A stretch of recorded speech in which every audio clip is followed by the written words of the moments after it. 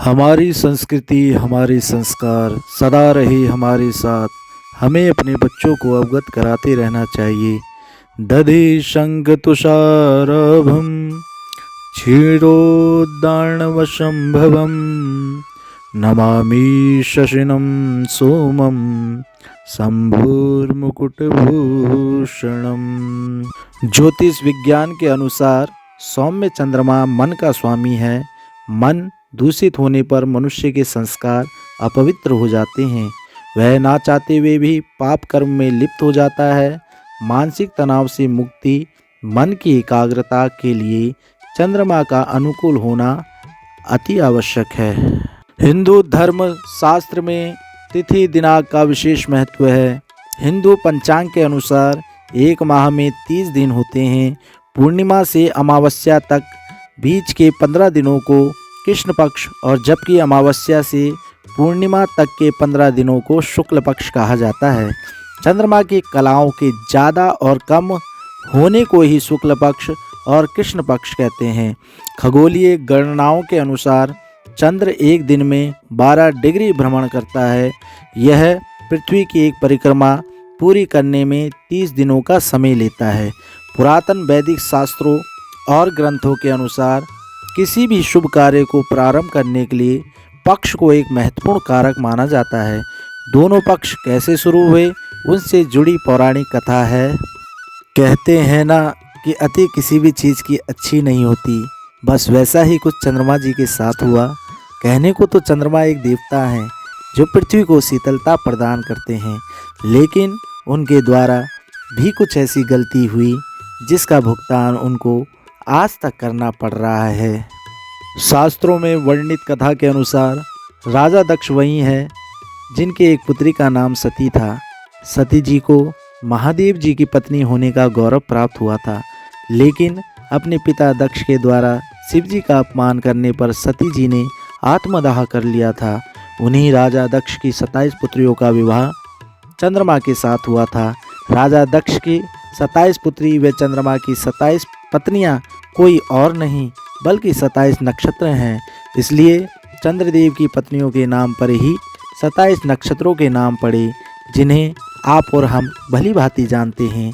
राजा दक्ष की 27 पुत्री व चंद्रमा की 27 पत्नियां क्रमशः नक्षत्र अश्विनी, भरणी, कृतिका, रोहिणी, मृगशरा, आर्द्रा, पुनर्वसु, पुष्य, आश्लीषा, मघा, पूर्वा फाल्गुनी, उत्तरा फाल्गुनी, हस्त, चित्रा, स्वाति, विशाखा, अनुराधा, ज्येष्ठा, मूल, पूर्वाषाढ़ा, उत्तराषाढ़ा, श्रवण, घनिष्ठा, शतभिषा, पूर्वा भाद्रपद, उत्तरा भाद्रपद, रेवती है।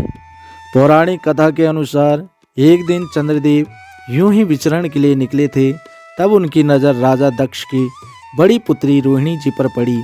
उनको देखते ही चंद्रमा जी का मन रोहिणी जी पर आसक्त हो गया। दूसरी ओर चंद्रमा जी के तेज व सुंदरता को देखकर वहां खड़ी राजा दक्ष की 27 पुत्रियों का मन भी चंद्रमा जी पर आ गया था।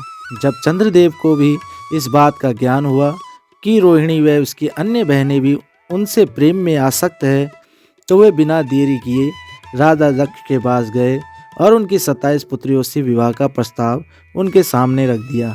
राजा दक्ष यह देखकर आश्चर्यचकित रह गए, लेकिन जब उन्हें अपनी पुत्रियों की इच्छा का भी पता चला तो उन्होंने अपनी पुत्रियों को बहुत समझाया।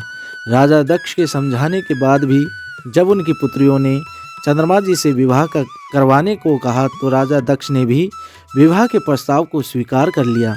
इसके बाद चंद्रदेव का राजा दक्ष की 27 पुत्रियों के साथ विवाह संस्कार करवा दिया गया। उसके बाद सभी 27 पुत्रियां चंद्रदेव के साथ चंद्रलोक के लिए चली गई। चंद्रदेव राजा दक्ष की 27 पुत्रियों में से सबसे बड़ी पुत्री रोहिणी जी से ही सबसे ज़्यादा प्रेम किया करते थे। इसी कारण वे अपना अधिकतर समय रोहिणी जी के साथ व्यतीत करते थे और हर कार्य में उनको ही महत्ता दिया करते थे। चंद्रदेव के द्वारा रोहिणी जी को दिए जा रहे विशेष स्नेह से उनकी बाकी पत्नियां अपने आप को उपेक्षित महसूस करने लगी। धीरे धीरे ये उपेक्षा बढ़ती चली गई और रोहिणी जी की बाकी सभी बहनों को रोहिणी जी से ईर्ष्या होने लगी। चंद्रदेव के द्वारा उनके साथ किया जा रहा यह व्यवहार उन्हें सहन नहीं हुआ और वह सभी अपने पिता राजा दक्ष के पास चली गई। राजा दक्ष अपनी सभी पुत्रियों के इस प्रकार अचानक आगमन से चौंक गए और उनसे इसका कारण पूछा। तब सभी ने अपने पिता के सामने पूरी बात बेझिझक बता दी और इसका समाधान निकालने को कहा। यह सुनकर राजा दक्ष चंद्रमा जी से मिलने गए और उन्हें ऐसा ना करने की सलाह दी। चंद्रमा जी ने राजा दक्ष की बातों को ध्यानपूर्वक सुना और आगे से ऐसा ना करने को कहा, लेकिन फिर भी उन्होंने रोहिणी जी के प्रति अपनी विशेष स्नेह को नहीं छोड़ा। जब राजा दक्ष को चंद्रमा जी के द्वारा अपनी बात की अवहेलना किए जाने के बारे में पता चला तो वे अत्यंत क्रोधित हो उठे। उसी क्रोध में उन्होंने चंद्रमा जी को श्राप दिया कि तुम्हें अपने जिस रंग रूप और तेज पर इतना अभिमान है वह अब नहीं रहेगा। राजा दक्ष के द्वारा चंद्रमा जी को क्षय रोग से पीड़ित होने का श्राप मिला, जिस कारण चंद्रमा जी का तेज हमेशा के लिए चला गया। अब चंद्रदेव के पास ना तो सुंदरता बची थी और ना ही पहले जैसा तेज। जब बाकी देवी देवताओं को राजा दक्ष के द्वारा चंद्रदेव को दिए गए श्राप का ज्ञात हुआ तो उन्हें चिंता होने लगी, बिना चंद्रदेव के पृथ्वी पर संकट उत्पन्न हो जाएगा। इसलिए वे सभी देवता भगवान ब्रह्मा जी के पास गए और इस क्षय रोग की पीड़ा को दूर करने का उपाय बताने को कहा। भगवान ब्रह्मा जी ने चंद्रदेव को बताया कि उन्हें क्षय रोग से मुक्ति केवल भगवान महादेव ही दे सकते हैं, इसलिए उन्हें महादेव जी के शरण में जाना चाहिए और उनकी तपस्या करनी चाहिए। इसके लिए उन्होंने चंद्रदेव जी को एक शिवलिंग की स्थापना करने को भी कहा। चंद्रदेव ने भगवान ब्रह्मा जी के कथन अनुसार प्रभास तीर्थ में जाकर शिवलिंग को स्थापित करके भगवान महादेव जी को प्रसन्न करने के लिए घोर तप किया। चंद्रमा की भक्ति व पश्चाताप देखकर भोलेनाथ जी प्रसन्न हो गए और उन्होंने चंद्रमा जी को दर्शन दिए। उन्होंने चंद्रदेव से कहा कि राजा दक्ष के द्वारा दिए गए श्राप को पूर्णतया विफल तो नहीं कर सकते, लेकिन वे इस श्राप के प्रभाव को अवश्य ही कम कर सकते हैं। इसलिए महादेव जी ने चंद्रदेव के तेज को 15 दिन घटने और 15 दिन बढ़ने का आशीर्वाद दे दिया और क्षय रोग के प्रभाव से मुक्ति दिलाई। इसी कारण आज तक कृष्ण पक्ष में चंद्रमा का तेज लगातार 15 दिनों तक घटता जाता है और अमावस्या को यह तेज पूर्णतया समाप्त हो जाता है और फिर शुक्ल पक्ष में यह तेज 15 दिनों तक बढ़ता जाता है और पूर्णिमा के दिन अपने शिखर पर होता है। इसके साथ ही भगवान शिव जी ने चंद्रमा को अपनी जटाओं में धारण कर उनके मान सम्मान में वृद्धि की। उसके बाद से ही भगवान शिव जी हमेशा अपनी जटाओं में माँ गंगा के साथ साथ चंद्रदेव को भी धारण किए रहते हैं। शिव जी की कृपा से चंद्रदेव को श्राप से मुक्ति मिली। आज यह स्थान भगवान शंकर जी का सोमनाथ ज्योतिर्लिंग कहलाता है।